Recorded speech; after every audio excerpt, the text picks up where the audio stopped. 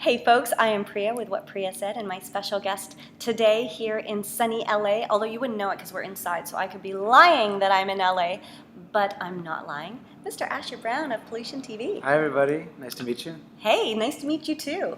So we were introduced by a mutually awesome plant-powered person, Jen Lieberman. So thanks, Jen, for the shout out and the connect. I love connecting with like-minded people, and I wanted to come down and check out your studio. It looks like this is a thing growing out of my hair.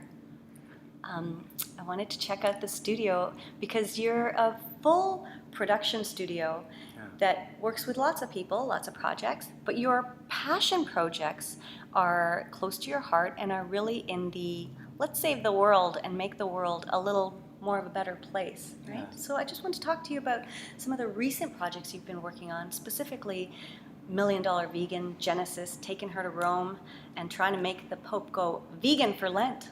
What was that like? Oh, that was fantastic. I'm such a big fan of the Million Dollar Vegan campaign. So the UN came out with a study very recently that we have 12 years to combat climate change before it hits a point where it'll be very difficult to deal with. Right. And Genesis Butler, who's this amazing activist. She's like 14 years old, folks. She's 12. She turned 12 years old, sorry. So it felt like a great overlap. Like she knows what a 12-year window looks like. And so we went on this journey with her, traveling around the world, meeting anybody who has a stake in the future of our planet, Right. Which is all of us. So she went to Oxford University and met with climate scientists. Dr. Joseph Poore told her and us that 30 to 50% of our personal greenhouse gas emissions are the animal agriculture, so Right. the meat and dairy that we're eating. Genesis met with athletes, she met with politicians, she met with Celebrities. celebrities. Lots of celebrities. Mm-hmm. All these really incredible people, and we presented this letter to the Vatican asking the Pope to go plant-based for Lent to draw awareness to the role that animal agriculture plays in climate change, Mm-hmm. and the fact that no matter who you are, you can make a difference. I think it's really easy to fall into this trap of I don't know anything about carbon taxes, and Right. I don't have any power plants in my backyard, and I can't get rid of my car. Or I'm just 12 years old. Yeah, well, I'm just 12 years old, but even a 12-year-old, especially a 12-year-old, can control their diet. And making a step with one dish, one meal, Yeah. is you saying that I care about the planet. Right. And so, Well, I love that you're saying even a 12-year-old can control their diet, but you know, sometimes they can't, because sometimes parents will be like, that's really nice that you feel this way, but eat your eggs. I think it's so amazing that her family support system supported her choice and didn't force her to eat in opposition to her core beliefs, yeah. right? And kudos to her for saying, I want to live in alignment with what I believe. Yeah. Even as adults, we don't often have the commitment to doing that. Yeah, for sure. Genesis has a TEDx talk where she talks about this. So she's the youngest person to ever. 12 years old, folks. May I remind you, Yeah. TEDx. But she was 3 when she figured out where chicken nuggets come from, and 6 when she went vegan, and her parents weren't vegan, and her brothers and sisters weren't vegan, and she brought her family along on this journey. And I think there's a model there. We filmed a video with Harley Quinn Smith talking about trying to get her dad, director Kevin Smith, to go vegan. And I think for a lot of And he did. people, he did. He went. He said he would never go vegan, and then he had a heart attack, and he went vegan, Right. and now he looks fantastic. He's lost a lot of weight. Yeah. He's almost unrecognizable in some ways, but I think it's, again, an incredible testament to the power of kids. And I was just telling you off camera that I came from another interview here talking to Nora Kramer, who runs the YEA, or the Yay Camp for kids, where it helps kids who have a specific cause that they are really passionate about. It might not be veganism, but it might, and teaches them the skills and the confidence to actually take those beliefs and make some change in the world.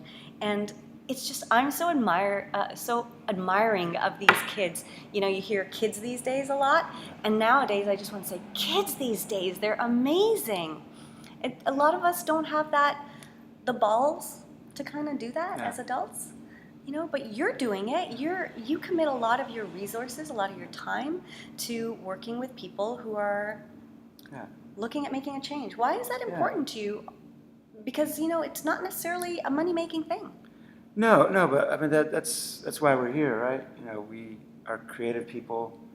I built a 30,000 square foot production facility so that I could produce anything that needed to be producing. And people like Genesis and like Million Dollar Vegan and like all of our brand clients and our nonprofit clients, they have these amazing stories. Yeah. And I don't have to do that part. That's the hard part they're taking care of. But they need help getting these stories out into the world. So where I feel like I can add the most value is to bring the production resources, the social media understanding, the creative team, so that when Genesis says, I want to go on this adventure, I can say, I can make sure that this adventure will happen successfully. Right. And there will be a team to document it and videos for people to see and a strategy for executing it. But she was the one that had to, you know, ask the Pope. You know, I'm not going to do that for her. Right. We all have our piece of the puzzle to play, right? And it really does take a village. Yeah. So it's amazing that you are offering your services and being there to help the movement, if you want to call it that.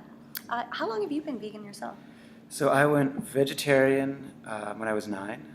Oh, you did it. And You did it young. Yeah, I met a vegetarian. I hadn't really thought about what we ate before that, and he said, "Oh, I don't eat animals." I was like, "Oh, maybe I don't eat animals either."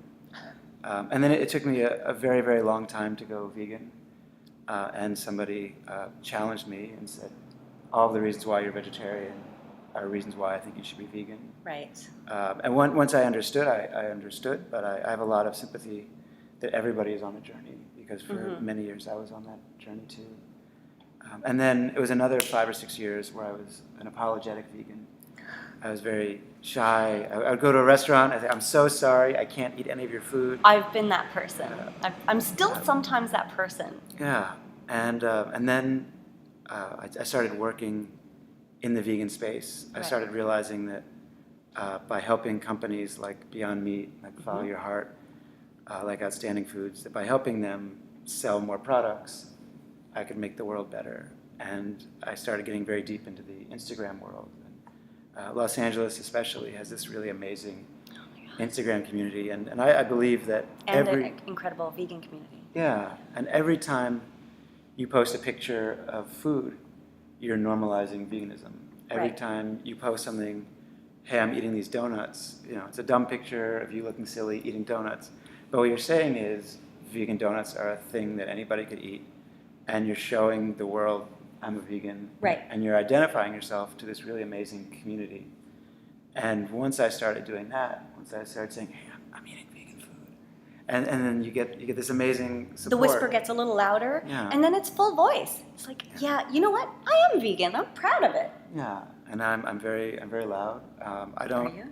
I don't think that everybody has to be vegan, but I would like everybody to live according to their values, as you said. And Yeah. our food comes from a place. Mm-hmm. The things that we consume have impacts on ourselves, on our planet, on the people and animals around us. Yeah. I think that's a really important aspect. It's not just about the animals. It's about our choices, sorry to cut you off, having impact on somebody on the other side of the world, you know? Your decision to eat that steak is supporting animal agriculture that is taking up so much land and water and resources that basically means that there's not that land, resources, water is not available to farm vegetables and fruit that could feed the entire world. We have the resources to feed the entire world, but our choices are making that really difficult because money talks. Yeah, 40% of the Earth's land surface is devoted in some way to animal agriculture. That's all the mountains, the forests, the parking lots, 40%. And it's just not a sustainable way It's not. to feed everybody. It's not sustainable for the planet. It's definitely not sustainable for the animals. Yeah. And so there are a lot of problems that I don't know how to solve, but I do know that a lot of things that I care about will get better if people consume less animal products. Yeah. Yeah. I love talking to plant-powered people like this guy, making a change however they can. And, everybody has their own role to play.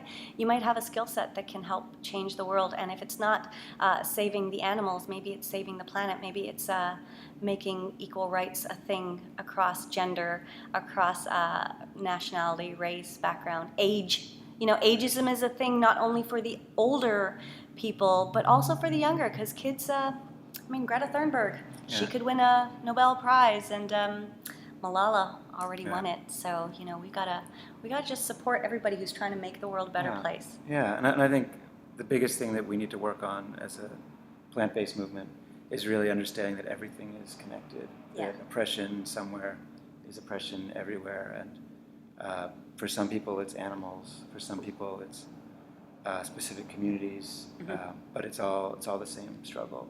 Exactly. And the more we can help each other, the faster we'll all get there. Yeah. We got 12 years, folks. Yeah, 12 years. You know what? Time to get cracking.